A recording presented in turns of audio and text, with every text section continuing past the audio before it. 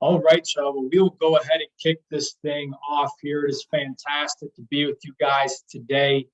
My name is John Jakubik, one of the account executives here at Opkalla.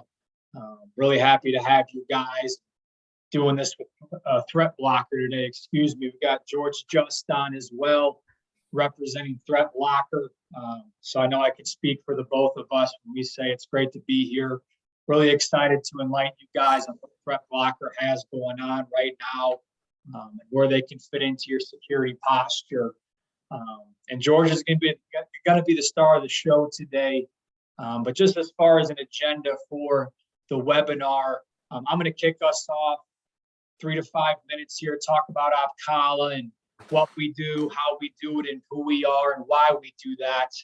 And then I'm going to kick it over to George, and he's going to take it from there. And then I'll finish up the conversation today in regards to explaining how to get you $50, whether it's to Ticketmaster or your charity of your choice. We'll explain the process of that at the end. Okay. So George, if you could, that next slide would be awesome. So a little bit about us. Opkalla IT Solutions. We're headquartered right here in Charlotte, North Carolina.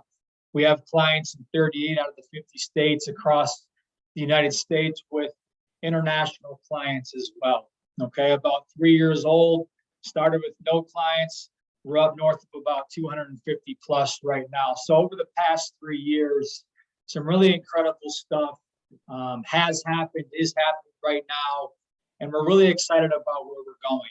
And just to give you a little bit of context again on who we are, to have more background on how we operate and why we do what we do, I'll take the next 3 to 5 minutes to do just that. Okay. Now I want to start off with some industry challenges that we're seeing. Okay, whether you're a director, an analyst, CIO, CISO, what have you, there's some common obstacles that you guys are probably facing today, right? A lean IT environment. I just posted a few days ago regarding the shortages of open positions in the IT space right now, right? And that's only going to accelerate as we go. With these constant technology evaluations and things changing every single day, there's a lot going on in the space, right? So either you are lean or things are progressing so fast in the industry, it's tough to keep up, right? So how do you kind of tighten up your security posture when it comes to that angle on things? Navigating bias agendas, right? Whether it's from the partners or the solutions themselves, maybe you're working with VARs or MSPs right now who obviously your solutions have to fit within their framework, or they only work with certain people, right? How do you navigate those things when it comes to those bias agendas?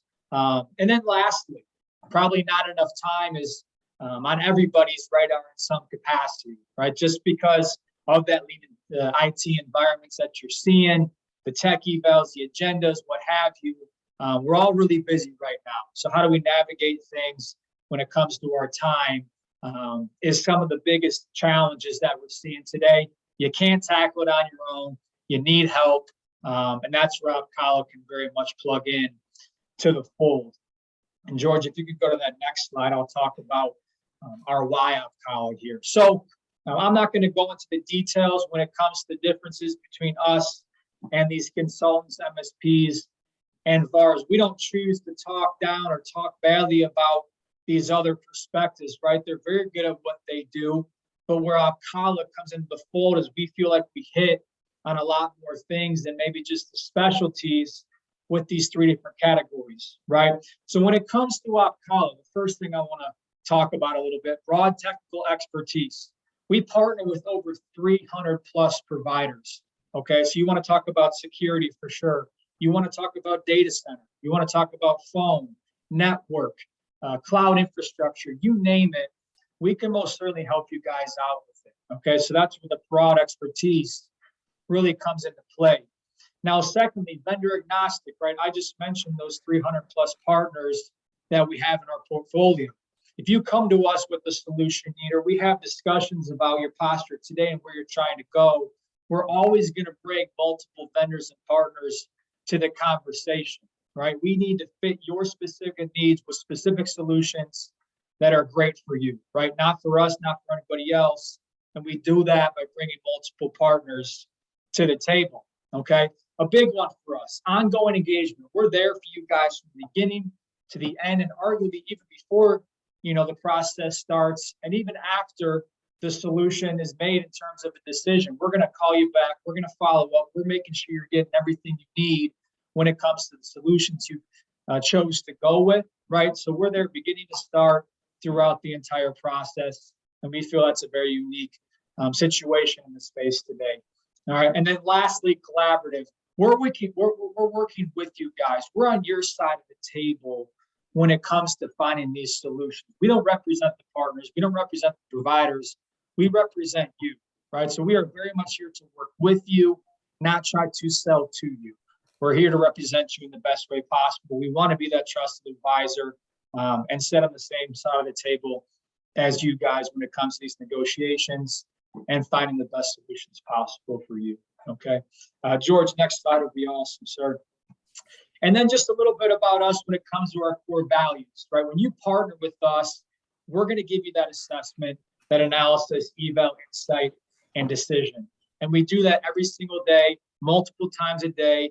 You can see how we do that with saving our clients money with the 2,500 plus evaluations we complete, 20 years of experience, clients, you name it, right? We can throw all that stuff up there that we want.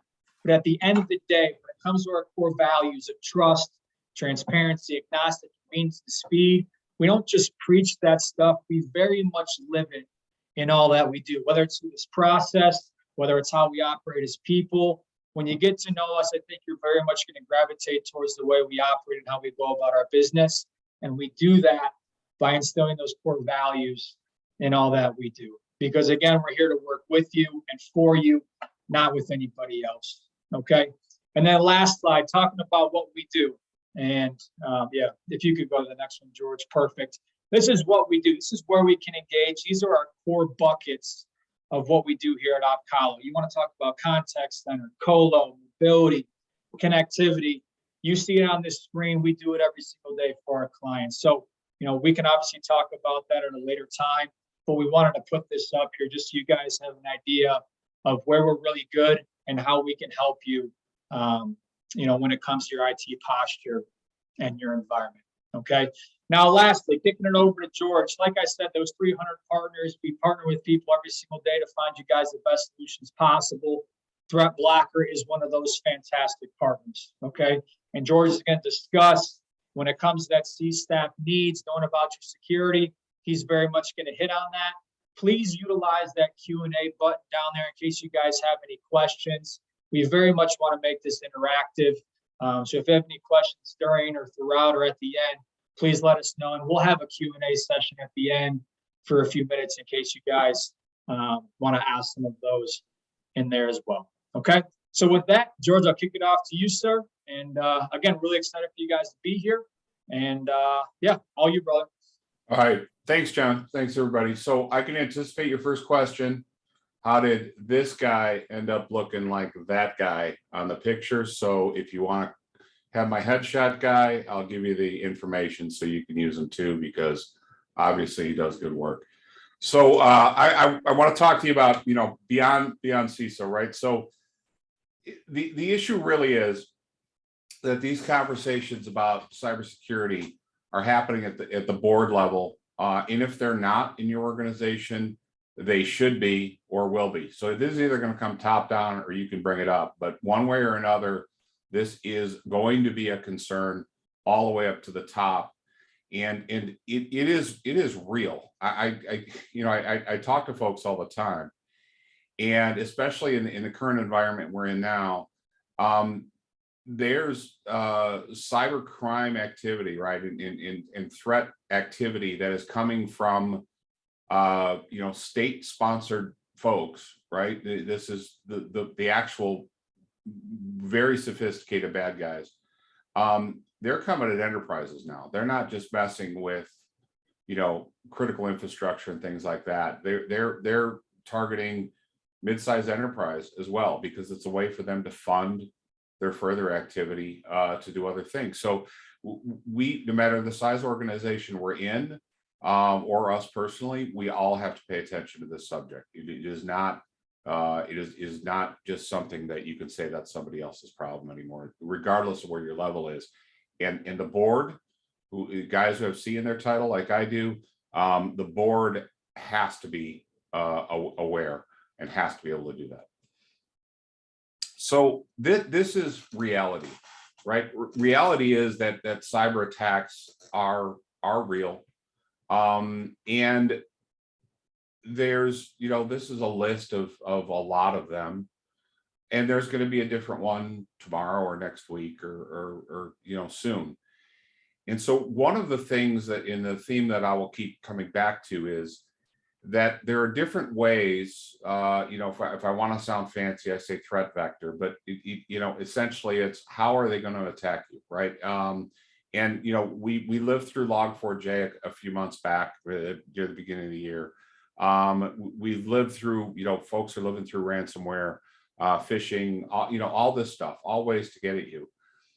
But what we need to start realizing as a group, as cybersecurity folks, is that it's still the same in general terms, right? 99.9% of cyber crime and cyber attacks come from 99.9% of the people that were doing it yesterday, right? There's not novel threat actors.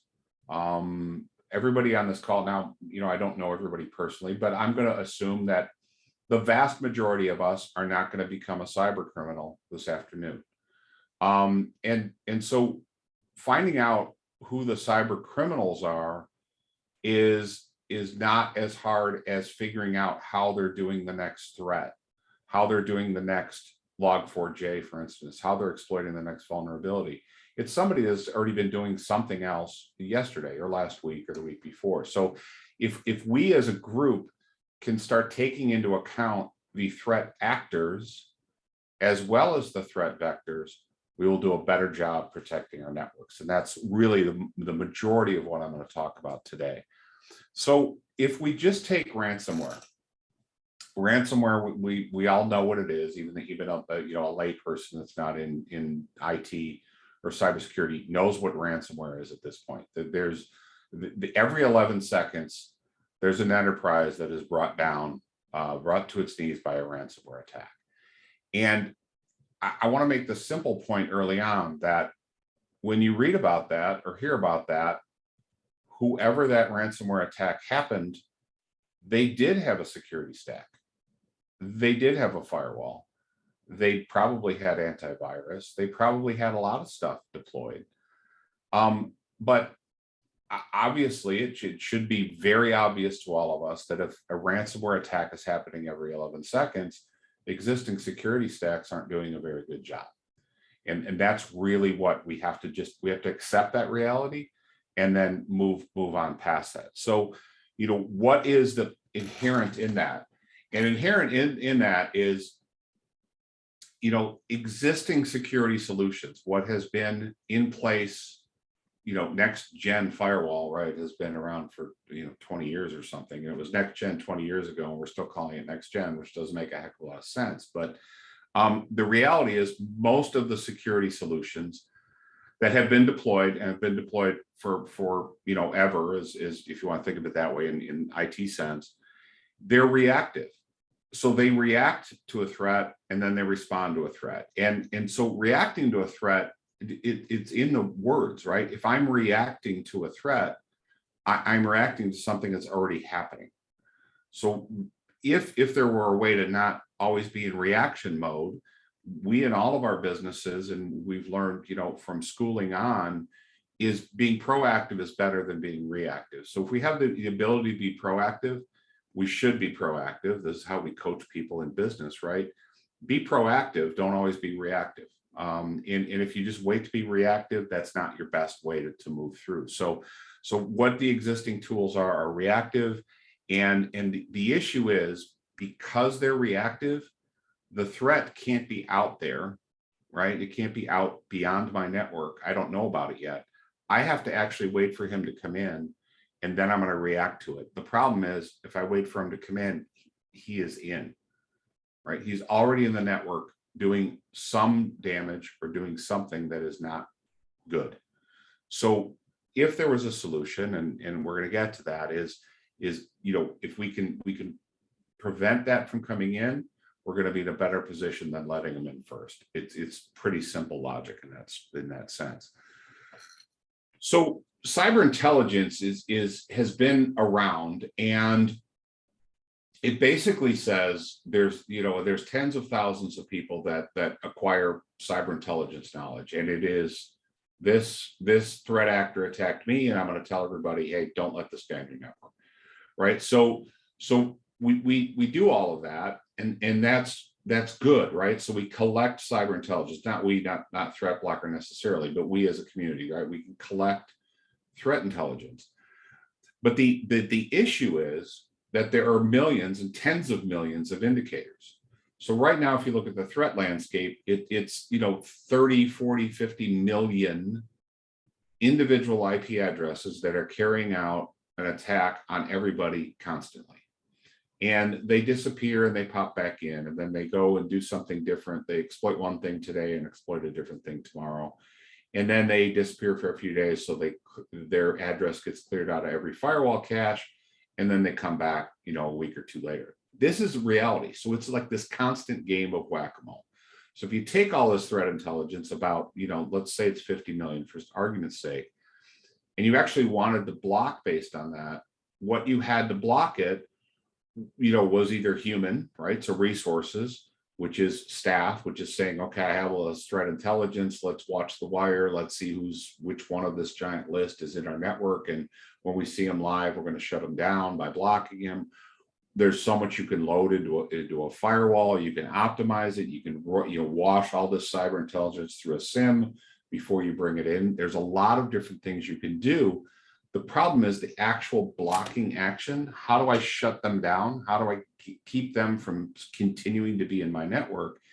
The element that does that is still the firewall, and it's limited to a couple of 100,000 at best indicators, and the reality is there's 50 million indicators. So I mean, I can draw a picture. I think, right, 50 million is giant, and 200,000 is really small. So if I can only block one small slice of what I already know about, I'm probably not using an effective blocking mechanism. And that's where we come in, right?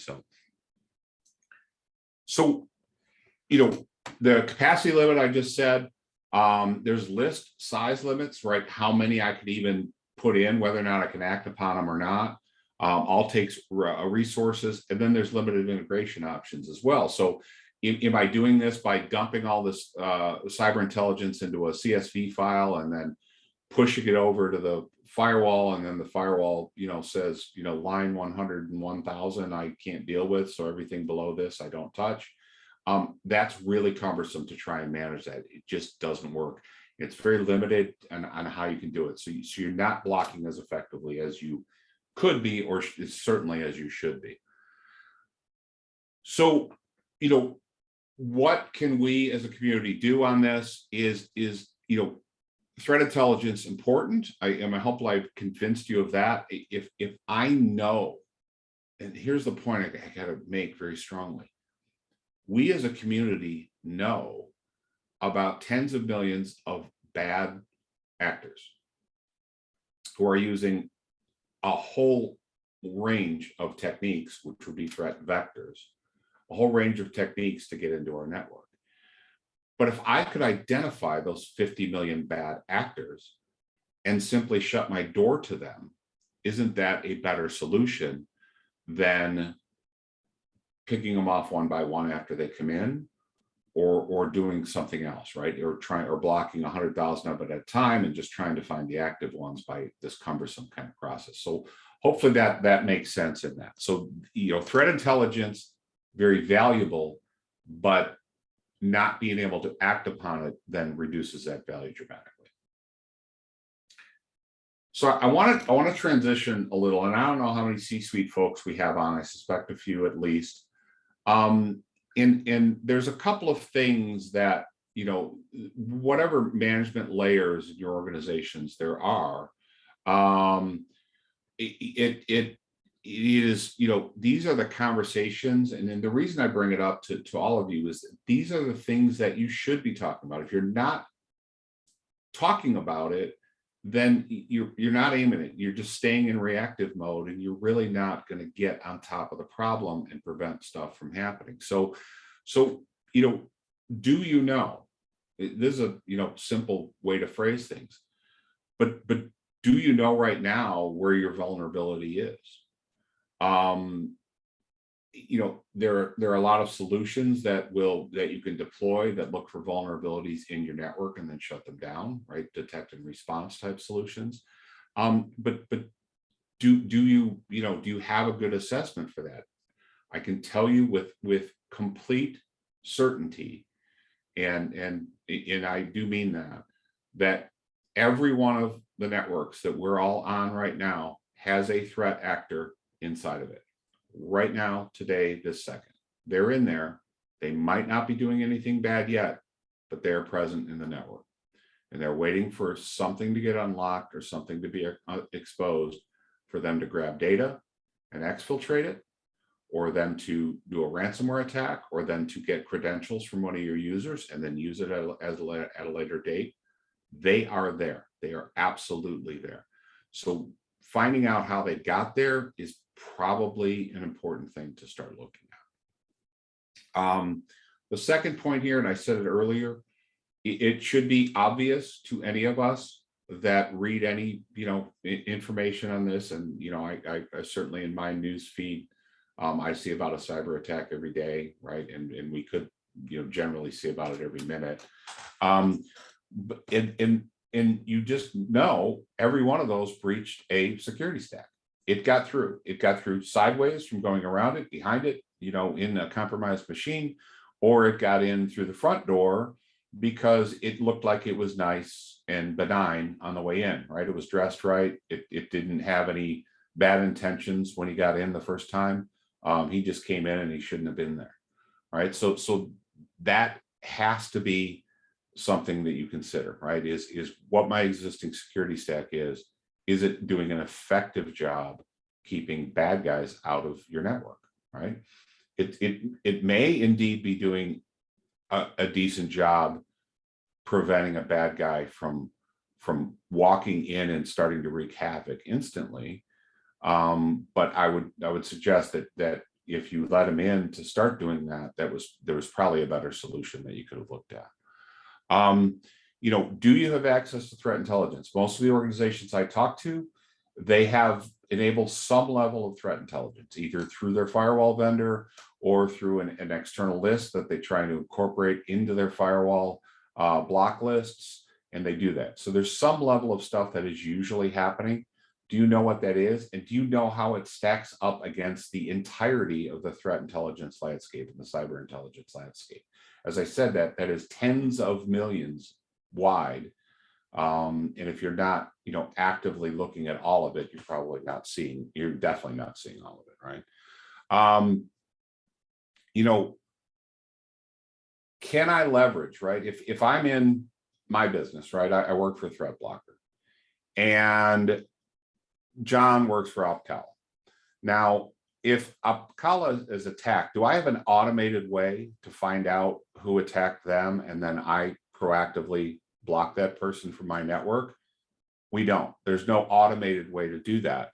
So how do we do that? Wouldn't that be a good idea? If every, the 100 people on this call, if we were all able to say, hey, I know something that you might not know yet, and I want to broadcast it to y'all, so now we all know about it.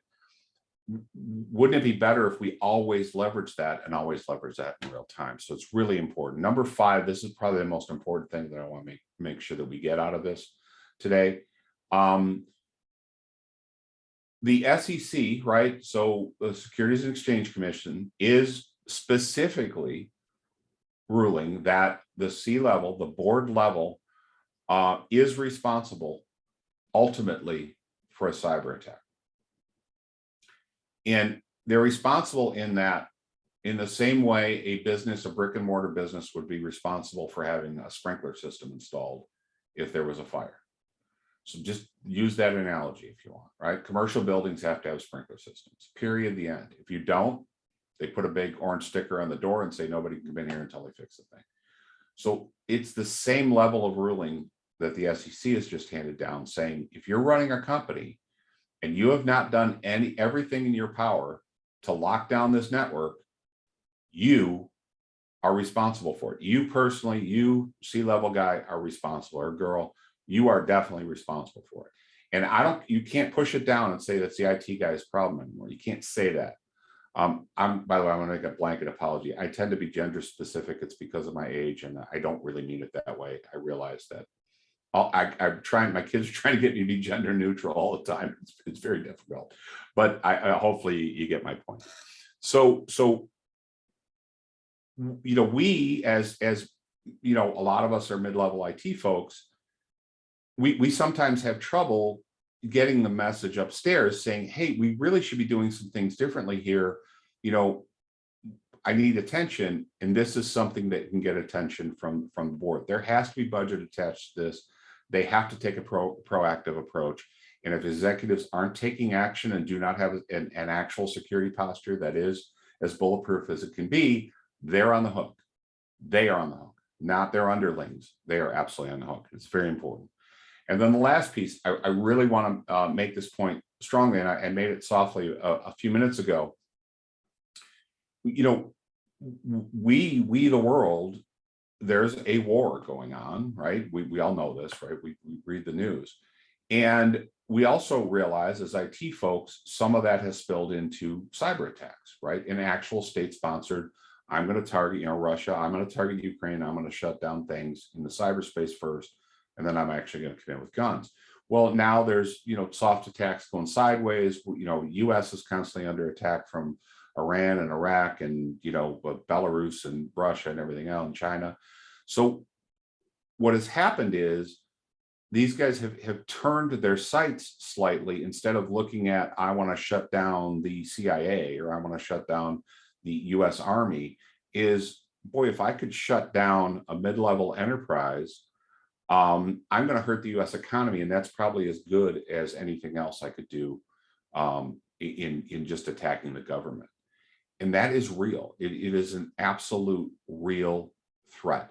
Do not think it's not. And as I said in point number 5, if the board is not taking this seriously, the board level at your organization needs to take it seriously. So I want to describe, I was kind of, talking with my hands and stuff about what this looks like. So I want to actually put it in a drawing for you as best I can. So if you look at I don't know if I have mirror mode on, but anyway, the left side of your screen, the existing security stack, no matter what it is, as we pointed out before, is letting threats into your network. It's obvious because there's a ransomware attack every 11 seconds. So security stacks aren't blocking everything. So why is the important part? Why are they not blocking everything? And the why is, I'm attempting to do this in this drawing, but if you look at the red dots on the left side, there's a dozen of them or so there. The reality is that is, as I said before, like 50 million strong. So if there are 50 million bad guys hitting a security stack, I can't sort through and do deep packet inspection and look at every single one of them and decide whether he's doing something bad now or not. The reality is a lot of them come in not doing anything bad. So I had no way to tag anything and to stop it. So now there's unblocked threats in my network behind my security stack. The additional piece all the way on the right is there is what we call horizontal threat, right? Which is somebody came in not through the network, but came in physically to a machine or through the network to a machine by that user clicking on a bad email, by one of your other users bringing in a tablet that they, flew through, France on the way back from a, vacation, and they turned it on and used the airport Wi-Fi. Guess what? They're probably bringing home a little present they didn't expect. And so now you have a guest in your network that you didn't anticipate. So those things happen. They are there. So where ThreatBlockr comes in, and I promise a bit of sales pitch that I'll do really. So but I do want you to understand how we fit in the puzzle. What ThreatBlockr does is to block threats on the way in, and that is, 100. If there's 100 million threats out there right now, we're tagging maybe 50 million or so that the world knows about. As that grows, we have the capacity to continue up to 150 million, but we simply block them. It's not any more complex than that. Think of it like a filter if you want. Think however you want to think of this. It is simply block them on the way in. And then the other thing that we do is we block them on the way out. So if they were in and got behind the firewall, and if they're in and got behind the security stack, when they try to make a connection out, try to exfiltrate data or try to, finish their attack by connecting out, we will see that other side of the IP address and we'll block them there as well. So it's very effective at just eliminating the known threat landscape very simply. So I want to show you how we do it. So it is to leverage all the cyber intelligence. So I use the word cyber intelligence instead of threat intelligence. I know I used threat intelligence a minute ago, but in cyber intelligence, there's also information about good IPs, right? I'm not a cyber criminal and my machine is clean, so my IP should be on a good list, right?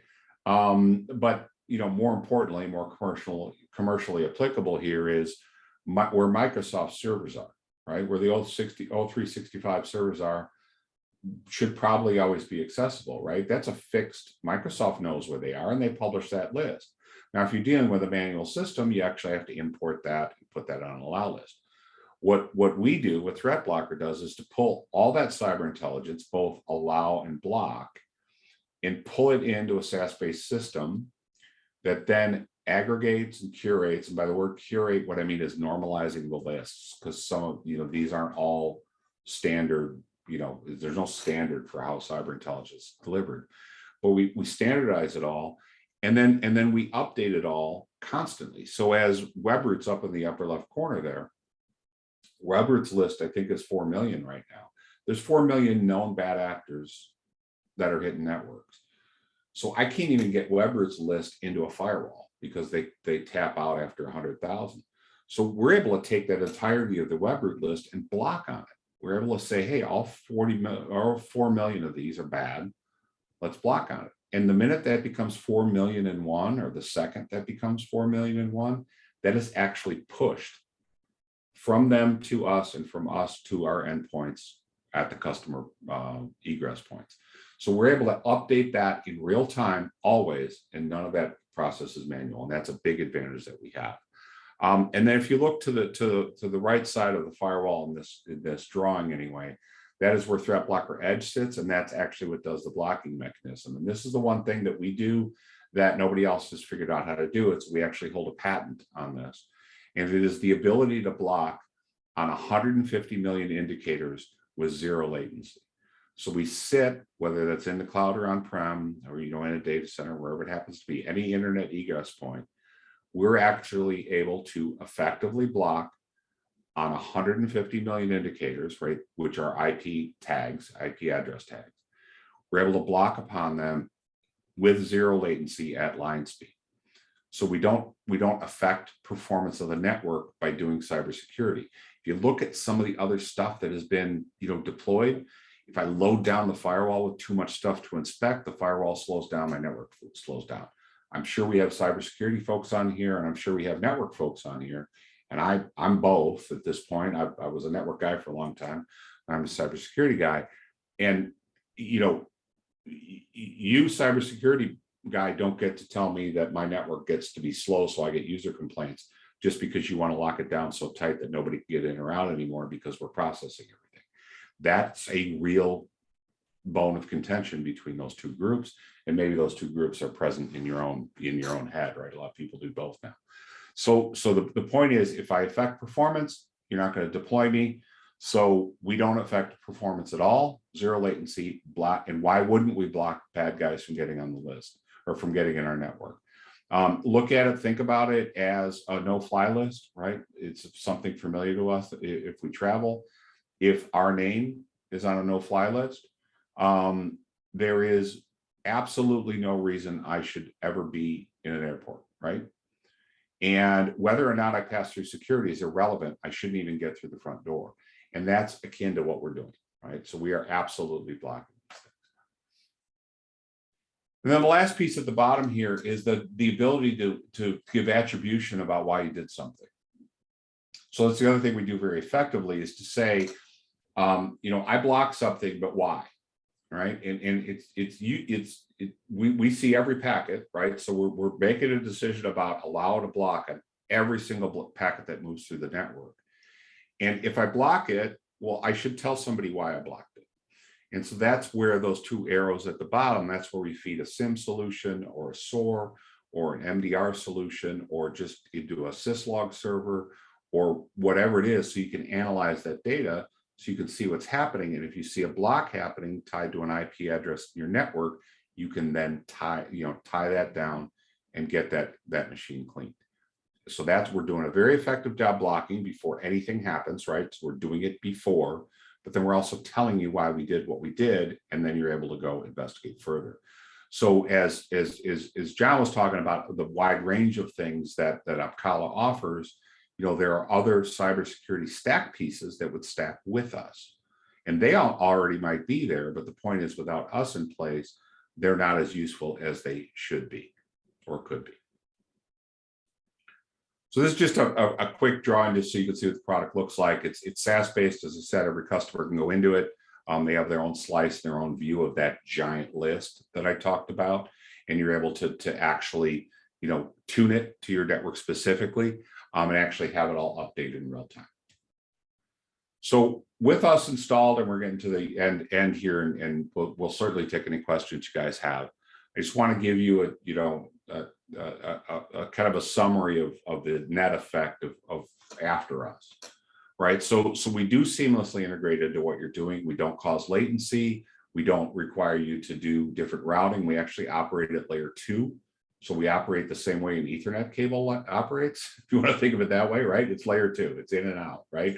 One end here, the other end there. And so there's no routing to us. There's no router reconfiguration that has to happen. We can go in the cloud. We can go in a virtual environment like VMware, KVM. We can get installed up in AWS. We can get installed up in Azure. There's ways to get us, linked into this network that don't always require, wires and everything else. But the point is, we operate very simply at layer 2, and we then enhance the security stack to such a significant degree for what we cost that there's really not a lot of objection usually to putting us in, just because of what we do.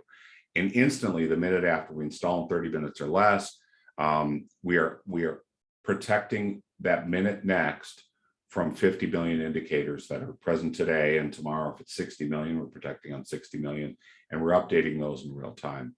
And then we also have built into it is to mitigate false positives, right? So again, like the no-fly list, people found themselves on a list that don't belong on the list, and there's a way to pull them off.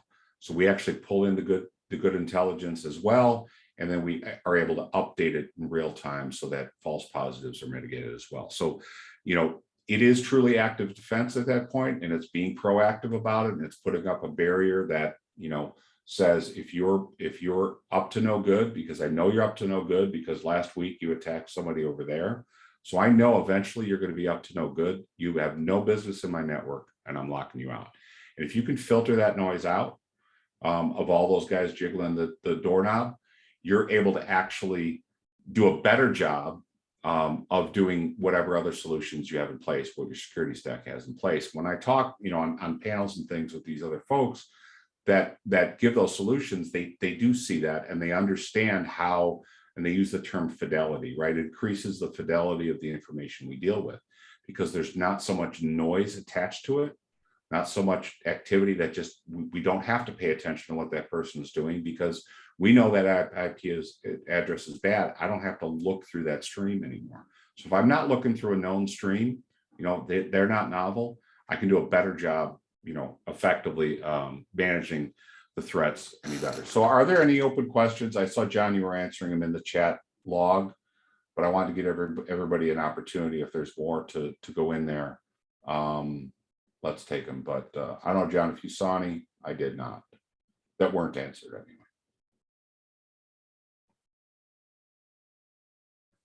You're on mute, bud. There we go. No, those are more one-on-one personal questions. So if anyone has any for the group as a whole, feel free to type in. We'll give it about 60 seconds or so. If not, then we can. Okay.